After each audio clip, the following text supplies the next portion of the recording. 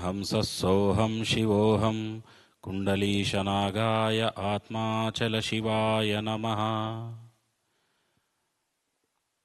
మానవుడికి ఆత్మజ్ఞానం పైన ఎన్నో ప్రశ్నలు. ఈ ప్రశ్నలు ఒకదాని వెంట ఒకటి సముద్రంలో అలల వలె ఉద్భవిస్తూనే ఉన్నాయి. అసలు ఆత్మ అనే పదార్థము ఎక్కడ ఉంది? ఈ విశ్వము దేనితో తయారైంది? జీవుడు ఆత్మసాక్షాత్కారాన్ని ఎలా పొందుతాడు? పొందిన తర్వాత ఉన్న స్థితులేమిటి?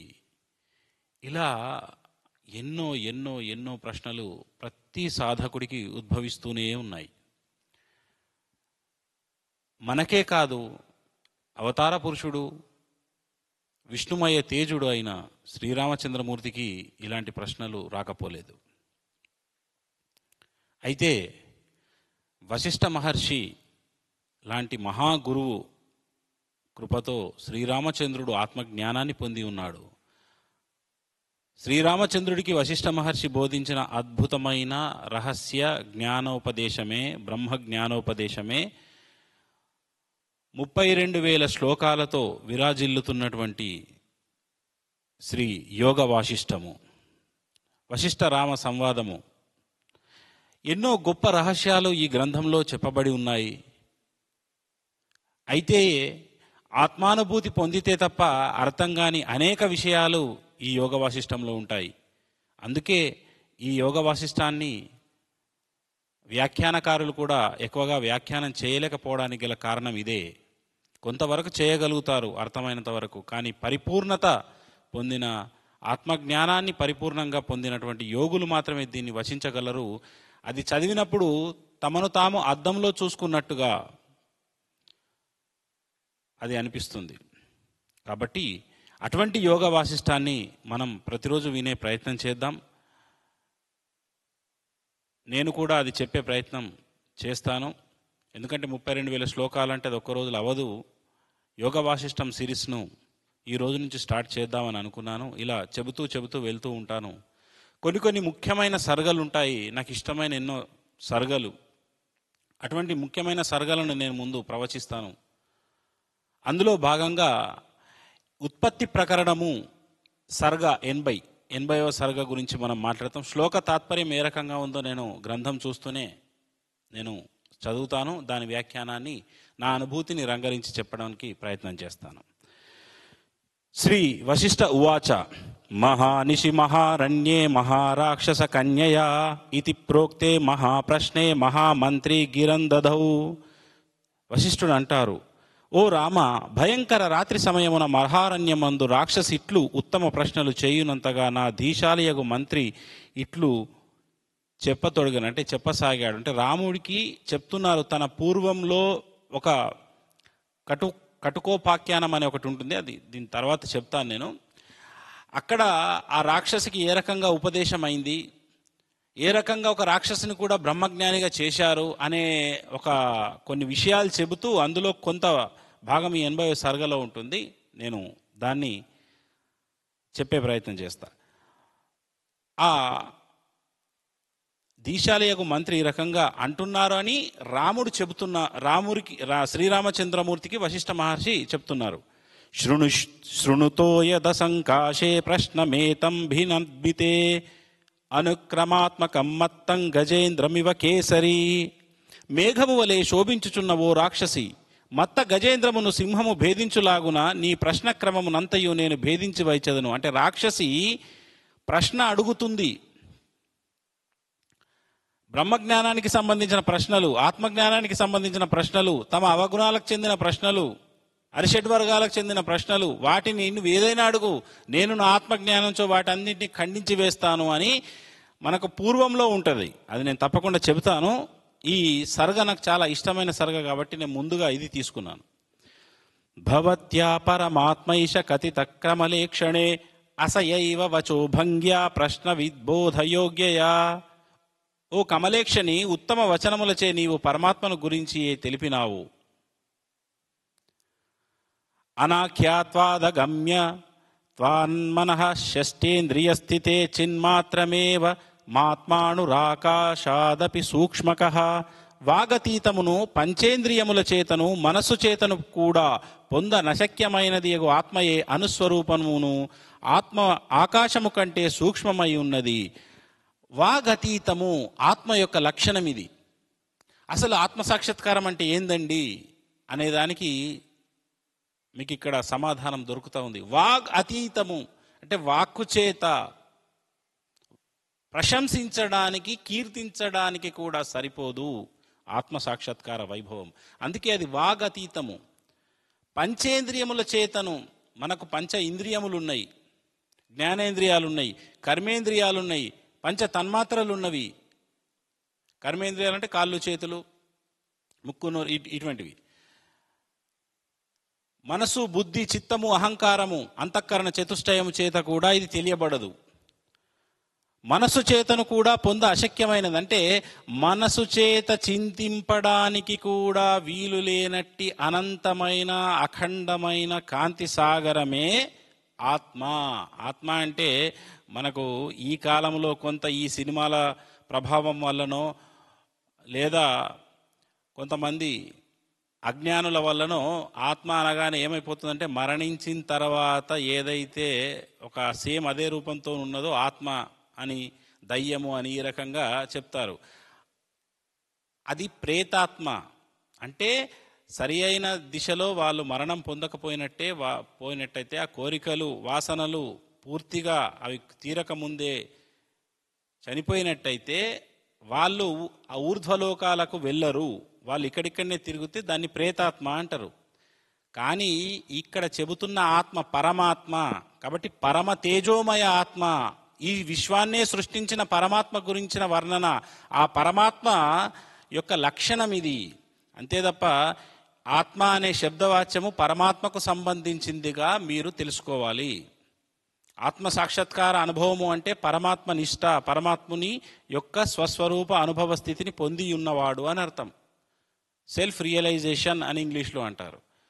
హూ యామ్ ఐ, నేనెవరు అని భగవాన్ రమణులు అన్నట్టు, ఆ నేనెవరు అంటే అసలైన నేను, మిథ్యా నేను. మిథ్యా నేను అంటే జీవుడనే నేను, జీవాత్మ, పరమాత్మ, ప్రేతాత్మ, భూతాత్మ, ఈ రకంగా ఎన్నో రకంగా ఉంటుంది. అయితే ఈ జీవాత్మనే పరమాత్మ స్థితి పొందుతాడు. ఒకవేళ జీవాత్మ సరి అయిన దిశలో చనిపోకపోయినా, కోరికలతో అతను దేహం వదిలినా, అతనిని కొందరిని చంపేస్తారు చూడండి. అటువంటి వాళ్ళు ఏ లోకం కోరు, వారు ఇక్కడికనే ప్రేతాత్మలో తిరుగుతూ ఉంటారు.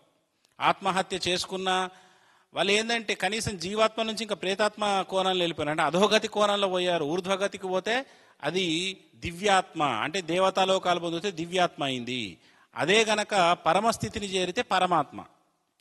ఆ ఒక్క ఆత్మనే, అందుకే మీ గీతలో చెప్తారు, ఉద్ధరేద్ ఆత్మానాత్మానం.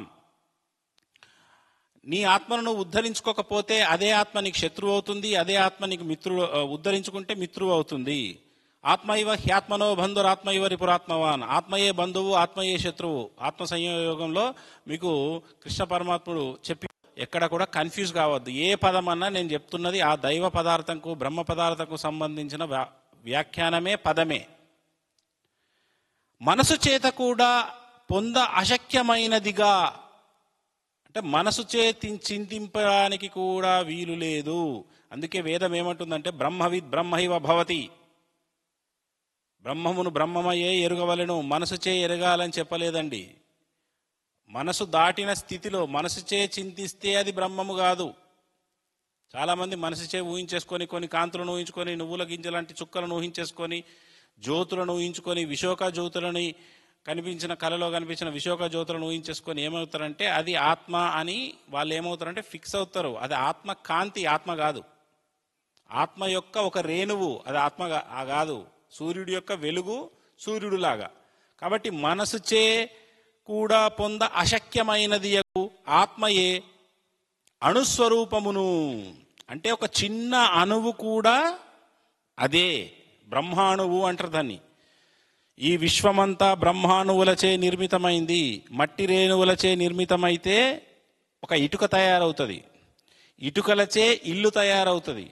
అలాగే బ్రహ్మాణువులచే ఈ సమస్త విశ్వము ఆవరించి ఉన్నది, బ్రహ్మాణువులచే ఈ సమస్త విశ్వము తయారైనది. దీనినే బ్రహ్మాణు శక్తి అంటారు. ఆత్మయే అణుస్వరూపమును ఆకాశము కంటే సూక్ష్మమును అయి ఉన్నది. అంటే సూక్ష్మాత్ సూక్ష్మతరం అన్నది వేదం. సూక్ష్మము కంటే సూక్ష్మము, అణువు కంటే అణువు, బ్రహ్మాండము కంటే బ్రహ్మాండము. మనకు ఆకాశము కనిపిస్తుంది. ఆకాశమును కూడా, ఆకాశమే సూక్ష్మగతి. వాయువు ఎట్లా కనిపించదో ఆకాశం అంతటా ఆవరించి సమస్త విశ్వమును, సమస్త గ్రహ గోళాలను, నక్షత్రాలను, అసంఖ్యాకమైన నక్షత్రాలను, పాలపుంతలను అన్నిటినీ తన గర్భంలో పెట్టుకున్నట్టుగా, అవన్నిటి పైన ఆవరించి ఉన్నట్టుగా మనకు ఆకాశం కనిపిస్తూ ఉంటుంది. ఆ ఆకాశము కంటే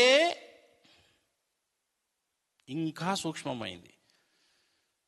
ఇంకా మన మనసు ఎక్కడ చింతిస్తే చెప్పండి. సూక్ష్మం అంటే చిన్నదని కాదు, అనంతము అని కూడా అర్థం వస్తుంది. చిన్నదానిలో చిన్నది సర్వత్రా సర్వమును ఆవరించి ఉన్న సర్వాతీతమైన స్థితిని సూక్ష్మము అని కూడా అంటారు. అందుకే ఈ శబ్ద ప్రయోగాలు బహు విచిత్రంగా ఉంటాయి. కాబట్టి వీటిని అది ఆత్మానుభూతి కలిగితే తప్ప ఆ శబ్ద ప్రయోగం దేనికోసం వాడబడ్డది అని చెప్పడానికి ఎవరికి సాధ్యం కాదు. ఆ రకంగా వాగతీతము పంచేంద్రియముల చేత, మనసు చేత కూడా చింతింపనలగానట్టి ఆత్మ అణువు కన్నా అణువు, ఆకాశము కంటే కూడా సూక్ష్మమైంది. గగనాత్, అది గగనాత్ గగనం, గగనము కన్నా గగనం అది.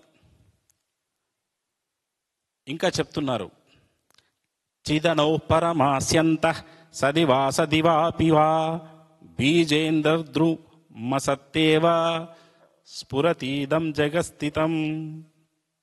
ఆ పరమగు చిదణువునందే సదసద్రూపకమగు ఈ జగత్తంతయు బీజమందు వృక్షము వలె స్ఫురించుచున్నది. చిదణువునందు, నేను ఇందాకన్న బ్రహ్మాణువు, మర్రి విత్తనములో మర్రి చెట్టు దాగి ఉంది. బీజమునందు వృక్షము దాగి ఎలా ఉంది?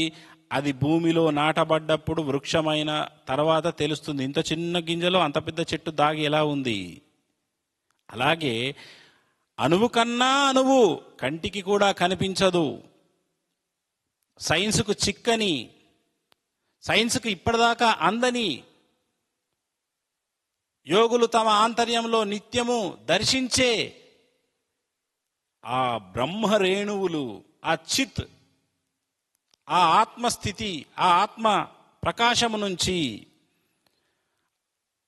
ఒక ఆత్మ యొక్క చిన్న బ్రహ్మాణువు నుంచి, ఇంకా చెప్పాలంటే ఇంకా ఆత్మ అంతా పనిచేయాల్సిన పని లేదు. ఇక్కడ ఆత్మకి ఎంత శక్తి ఉందో ఆ బ్రహ్మాణువుకి అంత శక్తి ఉంది. ఎట్లయితే ఒక గింజలో ఒక చెట్టుకున్నంత శక్తి ఉంటుంది, అది కాలంలో తెలుస్తుంది. అట్లా నెమ్మదిగా పరిణామం చెందుతుంది. బ్రహ్మాణువే ఏ కోణంలోనైతే ఒక సాధకుడు కోరుకుంటూ ఉంటాడో ఆ కోణంలో అది పరిణామం చెందుతూ ఉంటుంది. వాస్తవంగా పరమగు చిదనువునందే సదసద్రూపకమగు సత్యమైన అసత్యమైన, సత్ అసత్. అందుకే నేను నిన్న ఒక కొటేషన్ చెప్పాను నిన్నటి సందేశంలో. జగత్తు అసత్యము కాదు, సత్యమే జగత్ అయింది. బ్రహ్మముగా జగత్తు ఎప్పుడూ సత్యమే. అందుకే సత్యమే అసత్ అయింది. అసత్తును కూడా సత్యమే తయారు చేసుకున్నది. అసత్తు సత్యమైంది కాదు, సత్యము సత్ అసత్తును సృష్టించింది. అసత్తును కూడా సత్యమే సృష్టించుకుంది. అసత్తు సత్యం అవడం కాదు, సత్యము అసత్యమైంది, ఆ అసత్యాన్ని సత్యమే సృష్టించుకుంది. ఇది గమనించాలి. చిదనువునందే సదసద్రూపకమగు ఈ జగత్తంతయు బీజమందు వృక్షము వలె స్ఫురించుచున్నది. ఈ జగత్తంతా ఎట్లుందంటే అనంత ఆత్మలో ఈ భూమి ఎంత అంటే ఒక రేణువు. ఇక దీన్ని బట్టి మీరు ఊహించుకోవాలి మనం ఎంత, మన యొక్క అహం ఎంత, మన ఉనికి ఎంత, మన ఇల్లు ఎంత, మన జాగ ఎంత, మన బాధలు ఎంత, మన కష్టాలు ఎంత. ఇంకా దాన్ని ప్రతి ఒక్కరూ విచారించుకోవాలి.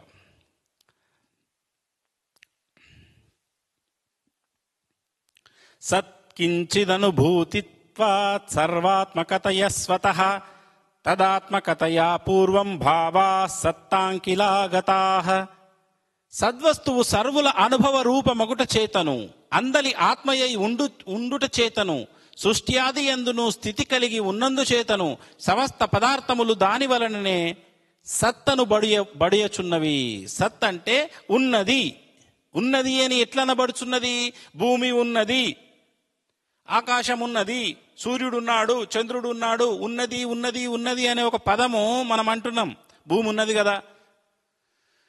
ఈ సర్వము ఉన్నది అని దేని వలన సమస్త పదార్థములు ఉన్నవి, సమస్త గ్రహగోళాలు ఉన్నవి అని దేని వలన ఉన్నది అని తెలియబడుచున్నది? దేని వలన ఉన్నది అంటే సద్వస్తువు వలన.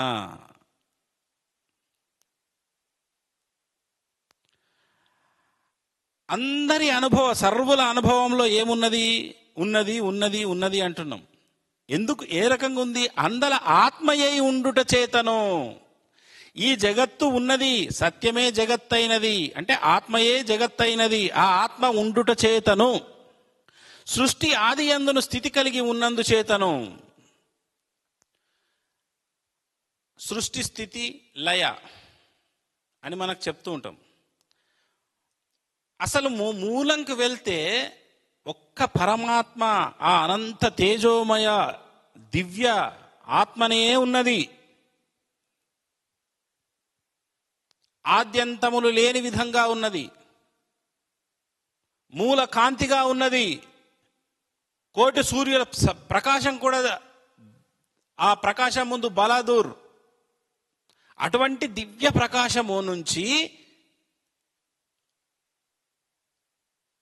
ఒక చిన్న అసంకల్పిత, ఇక్కడ సంకల్పిత కూడా కాదు, భగవాను నుంచి సంకల్పముతోని వచ్చింది అనుకుంటారు. సంకల్పం కాదు ఇది, అసంకల్పితంగానే ఈ సృష్టి జనించింది. ఎట్లా జనిస్తుందండి అదే మాట అని మీకు డౌట్ రావచ్చు. దీనికి పెద్ద విషయం కాదు. నిద్రలోకి మీరు జారడం అనేది మీకు అనుభవంలో ఉంది, లేవడం అనుభవం ఉంది. జారుతున్నామని ఎవరు పోరు. ఎప్పుడు నిద్రలోకి జారుకున్నారో అసంకల్పితంగా ఎవరికి తెలియదు. ఎప్పుడు మెలకు వస్తుందో సడన్ గా ఎవరికి తెలియదు. అసంకల్పితంగానే ఈ రెండు జరుగుతున్నాయి.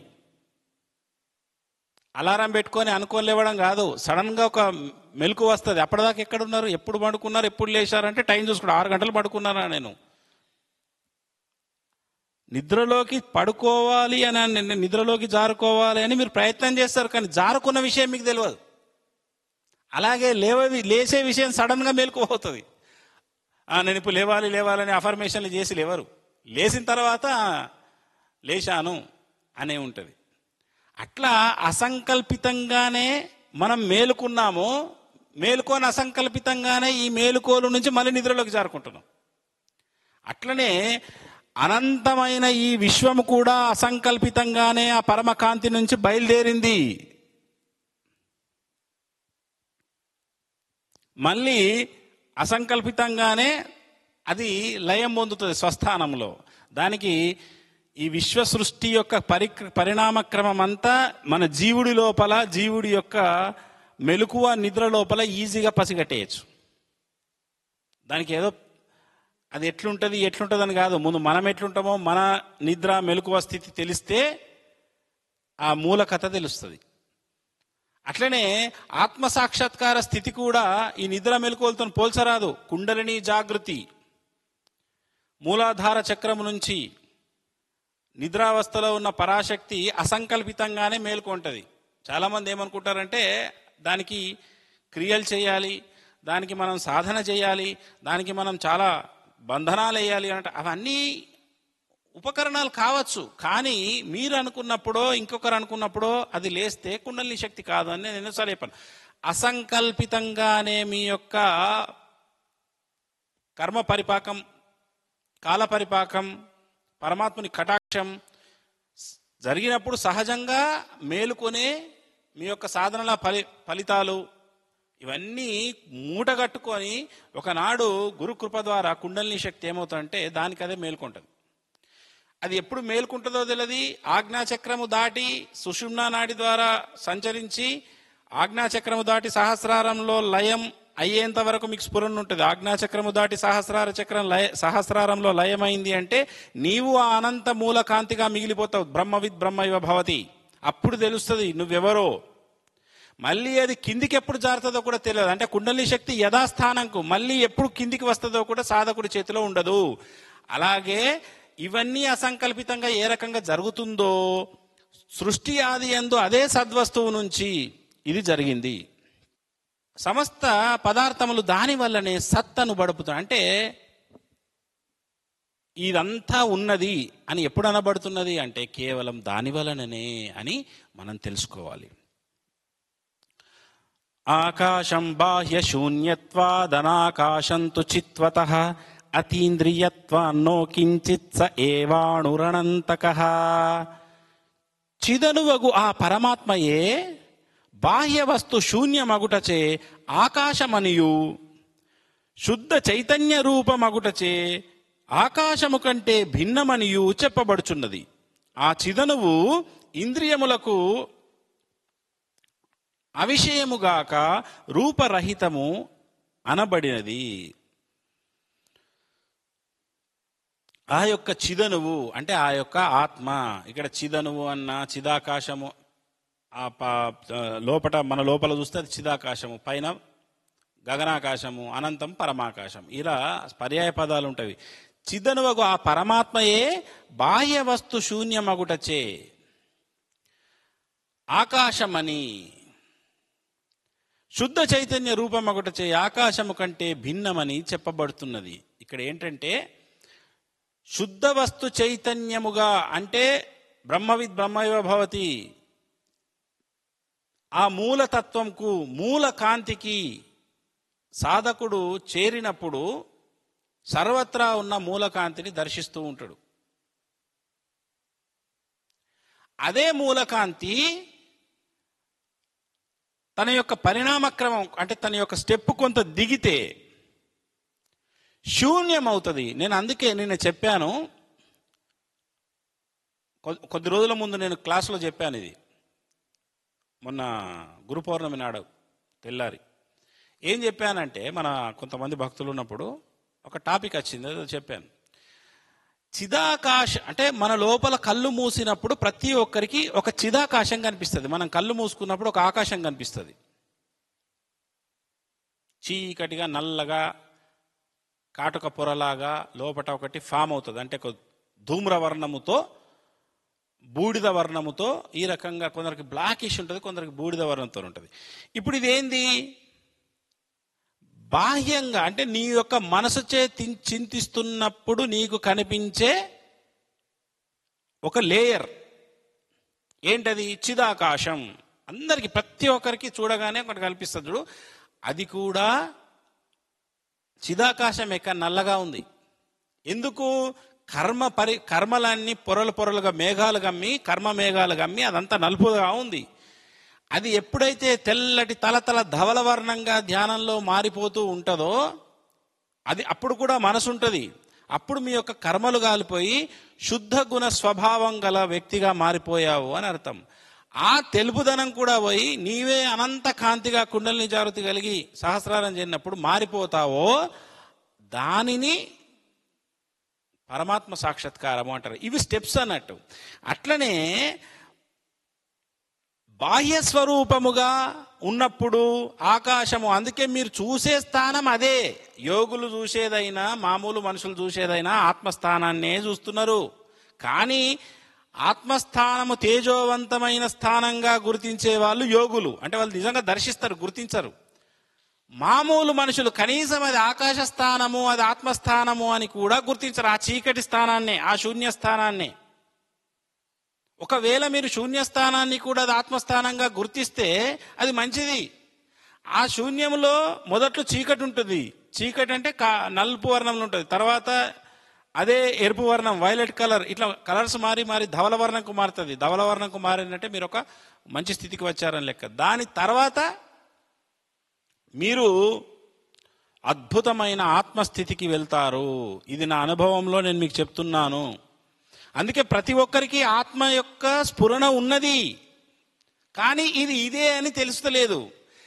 ఆ స్ఫురణలో ఉంటూ ఉంటూ ఉంటే అది నెమ్మదిగా ఏమవుతుందంటే ఆ పొరలు తెగి తెగి తెగి లోపల వెలుగు నిండుతుంది. ఒకనాడు వెలుగు కనిపిస్తుంది, ఒకనాడు మూల కాంతికి వెళ్ళిపోతారు.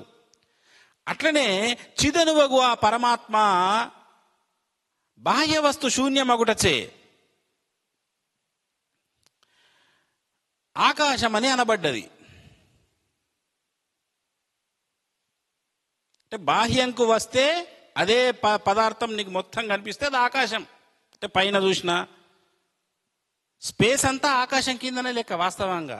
ఇప్పుడు ఇక్కడ ఖాళీ ఉంది, ఏం లేదు, ఇది ఆకాశమే. స్పేస్ అది ఏదైతే ఖాళీ అన్నామో, ఖాళీ అంటే అది గగనమే, ఏం లేదని అర్థం కాదు. అక్కడ ఏదో ఉంది, ఏం లేదు ఖాళీ ఉంది అంటారు. ఖాళీ అని అంటే గగనం ఉన్నట్టు. కాకపోతే బాహ్యంగా మీకు ఒక ఖాళీ కూడా కనిపిస్తుంది కదా, దానిని ఆకాశము అన్నారు. శుద్ధ చైతన్య రూపమాగితే, ఒకవేళ యోగులు మీరేమో ఆకాశాన్ని కంటారు, లేకపోతే వస్తువును కంటారు.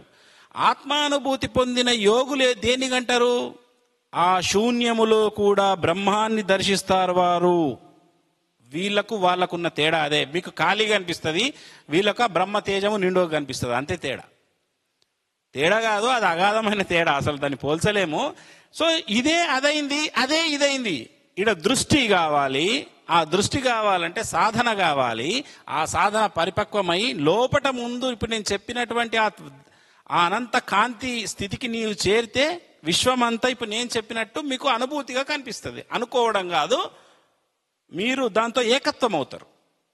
ఇంకా చూడడం కూడా అనేది చిన్నవాడు, అది అంటే అది మీకు అర్థం కావడానికి చెప్తున్నా, కనిపిస్తుంది అని. కనిపించడం కాదు, ఏకత్వం పొందుతాడు యోగి. దాన్నే బ్రహ్మనిష్ట అంటారు. దానినే బ్రహ్మ నిష్ఠా స్థితి. చూడడం మొదటి దశ, తర్వాత ఏకత్వం ఉంటారు. అంటే one with that, I am that I am స్థితి అన్నట్టు అది. అందుకే దానికంటే అది భిన్నమైంది. అంటే బాహ్య వస్తు శూన్యమగుటచే ఆకాశమనియు, శుద్ధ చైతన్య రూపమగుటచే ఆకాశము కంటే భిన్నమనియు చెప్పబడును. ఆ చిదనువు ఇంద్రియముల కవిషయముగాక రూపరహితమబడినది. అంటే ఇంద్రియములకు అది విషయము కాదు, అవిషయము. ఇంద్రియాలతో నువ్వు చింతించలేవు కదా, మనసుచే చింతించలేవు కదా, కాబట్టి అది రూపరహితం. అక్కడ ఏ రూపం ఉండదు. ఇప్పుడు నేను పరబ్రహ్మం దర్శిస్తున్నా అంటే ఏమన్నా బ్రహ్మదేవుడు వచ్చాడు అనుకుంటారు కొంతమంది. బ్రహ్మదేవుడు చతుర్ముఖ బ్రహ్మ కాదు నేను చెప్పే, త్రిమూర్తులలో ఉన్న బ్రహ్మ గురించి కాదు. పరమాత్మ అంటే ఏదైనా రూపం వేసుకొని వస్తారా శంఖ చక్రాలతో కాదు. అరూపం అంటే అనంత తేజోమయ పరమాత్మ కాంతి స్వరూపుడు, తేజోమయ స్వరూపుడిగా, సర్వత్రా ఉన్న బ్రహ్మానుమయ రూపుడుగా, బ్రహ్మానుమయ అరూపుడిగా. మళ్ళీ బ్రహ్మానువులో ఒక రూపం పొందినాయి అంటారు. మళ్ళీ ఇట్లా ఎన్నో ప్రశ్నలు. కాబట్టి అరూపంగానే యోగి దర్శిస్తూ తానే అదైపోతాడు. దీనినే ఆత్మ నిష్ఠ, సహజ నిష్ఠ అని అంటారు. ఇది అందరు తెలుసుకోవాలి. కాబట్టి ఇది చాలా గొప్ప అద్భుతం. చూసి ఒక్కొక్క శ్లోకంకు, ఒక్కొక్క పదార్థం, ఒక్కొక్క తాత్పర్యానికి అఖండమైన ఏ రకమైన వ్యాఖ్యానం ఉంటుంది చెప్పండి. ఇది ఇప్పుడు శ్లోకం చదివాము, తాత్పర్యం చదివాము, ఏమొస్తుంది? ఏం రాదు. దీనికి సంబంధించిన సాధన ఏమిటిది? ఆ గురువు గారిని శ్రద్ధతో, వినయంతో, భక్తితో అడిగి పరిప్రశ్నేన సేవయ ఉపదేక్షంతితే జ్ఞానం జ్ఞానిన తత్వదర్శిన, పరిప్రశ్నలు వేసి, అంటే నిజంగా ఆచరించాలనే ఒక కోరికతో అది ఎలా సాధ్యం మాకును చెప్పండి అని వినయంతో, భక్తితో, సేవాభావంతో, త్యాగభావంతో అడిగితే అది సాధనతో ఏం వస్తుందో ఏం రాదో తెలియదు, కానీ గురుకృపతో శీఘ్రంగా వస్తుంది. ఇవాళ నేను మాట్లాడుతున్నంటే నా సాధన ఏమున్నదో నాకు నిజంగా తెలియదు. సాధన ఏమైనా ఉన్నది గురువుల కృపనే. గురుకృపహి కేవలం అని నేను గర్వంగా చెప్పగలుగుతా. గురువుల కృపతో ఇప్పుడు రామచంద్రమూర్తికి తన సాధన వశిష్ఠ మహర్షి అనుగ్రహమా అంటే వశిష్ఠ మహర్షి వారు ఇచ్చిన జ్ఞానము అనుగ్రహంతో ఆ పరబ్రహ్మ నిష్ఠ స్థితి శ్రీరామచంద్రమూర్తికి కలిగింది అనడానికి మనకు యోగ వాసిష్టమే కీలకంగా చెప్పబడుతుంది. కాబట్టి ఈ రకంగా మనం తెలుసుకున్నాం. ఇంకా మనం మరిన్ని విషయాలు మరొక ఎపిసోడ్లో తెలుసుకుంటాం. అందరికీ ఆ పరమేశ్వర దివ్యాశీస్సులు.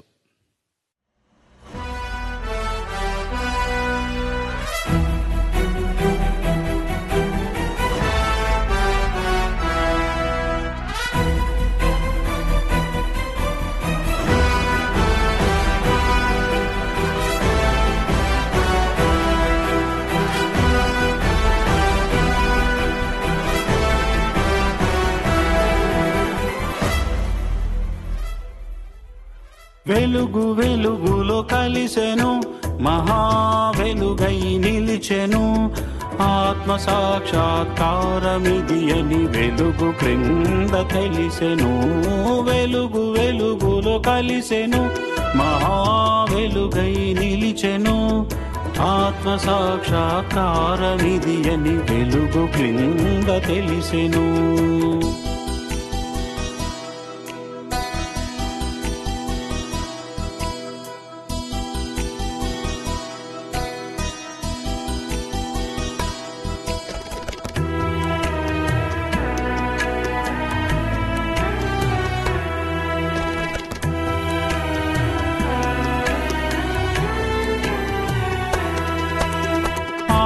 బయట నన్ను నిలుపగ కుండలిని మేలుకొనెను. బట్ట బయలుగా అవతరించగా ఆ శక్తి తోడుపడెను.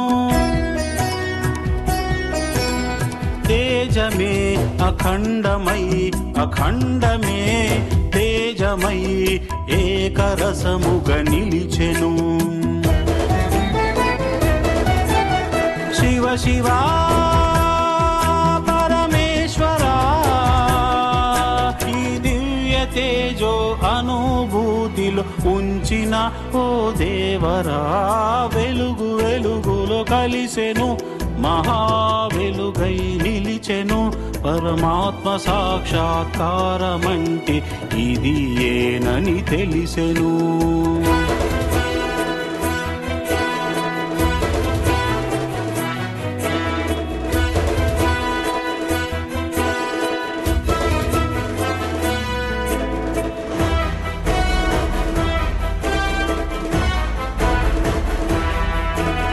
మూలాధారపు సూక్ష్మ వెలుగే షట్చక్రాలను ఛేదించే. మాడు భాగములోన కలసి మహా వెలుగై నిలిచిపోయే. దివ్య కాంతి ఇది అని మహాకాంతి ఇది అని అనుభూతిలో తెలిసెను. హే ప్రభు పరమేశ్వరా, ఈ మహాకాంతి నన్ను నిత్యం ఆవరించి ఉంచుము. వెలుగు వెలుగులో కలిసెను, మహా వెలుగై నిలిచెను. ఆత్మ సాక్షాత్కారమిది అని వెలుగు క్రింద తెలిసెను.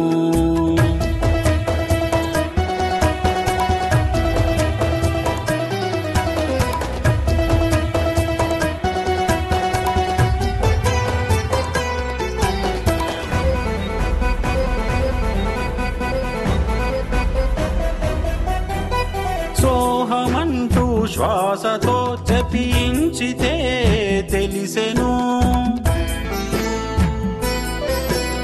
హంసతో నా మనసును నిత్యముంచిన కలిసెను. జీవుడే దేవుడు బ్రహ్మమే సత్యమంటూ దివ్యానుభూతి కలిగే. శివా పరమేశ్వరా, నీదు కరుణ చూపినందుకు ధన్యుడను నేనైతిని. వెలుగు వెలుగులో కలిసెను, మహా వెలుగై నిలిచెను. ఆత్మ సాక్షాత్కారమిది అని వెలుగు క్రింద తెలిసెను.